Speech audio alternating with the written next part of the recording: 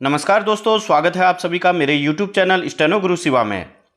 दोस्तों शुरू करते हैं प्रतिलेखन संख्या 8, गति 80 शब्द प्रति मिनट। स्टार्ट। अध्यक्ष महोदय, आपने मुझे 10वीं पंचवर्षीय योजना पर बोलने का अवसर दिया, इसके लिए मैं आपका आभारी हूँ। आपने मुझे कम समय दिया, इसके लिए भी आभारी हूँ। अभी मेरे से पूर्व कुछ सदस्यों ने हम पर यह आरोप भी लगाया कि हम योजना में विश्वास नहीं रखते। उन्होंने तो यह भी कहा कि हमारे चुनाव घोषणा पत्र में भी उनको इस बारे में कुछ नज़र नहीं आया।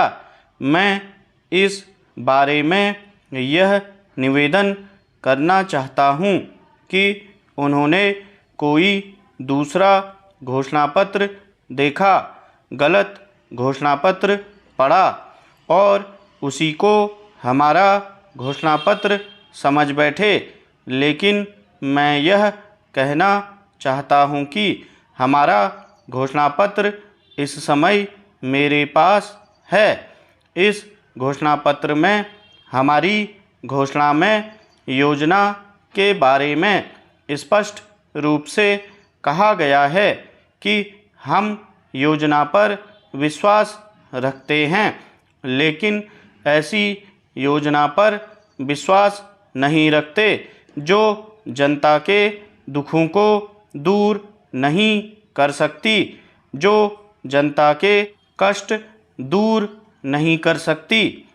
आज तक जितनी भी योजनाएं बनाई गई हैं, जिन्हें हम पहली पंचवर्षीय योजना, दूसरी पंचवर्षीय योजना और 10वीं पंचवर्षीय योजना आदि कहते हैं, और उन योजनाओं में हमने जो कुछ निर्धारित किया, उनसे हम जनता के दुखों को दूर नहीं कर सके और जनता के कष्ट दूर नहीं हुए। इन योजनाओं के परिणाम भी हमारे सामने हैं। बड़े बड़े अनुभवी बैठे, उन्होंने योजनाएं बनाई, लेकिन योजनाएं ठीक प्रकार से कार्यान्वित नहीं की गई। उन योजनाओं में काफ़ी दोष थे, जिसके कारण ये योजनाएं लोगों के दुखों को दूर नहीं कर सकी। लोग दुखी ही रहे। मैं यहाँ पर कहना चाहता हूँ कि जो हमारी योजना थी, उसका परिणाम क्या निकला? उसका परिणाम यही निकला कि हमें रुपये का मूल्य कम करना पड़ा। जो योजना होती है वह राष्ट्रधन को ऊंचा करने के लिए बनाई जाती है, लेकिन हमारे सामने आंकड़े हैं। इसका परिणाम हमारे सामने है।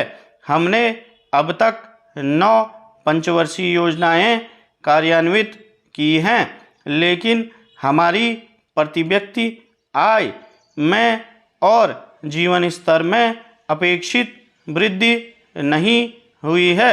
यह दुख की बात है।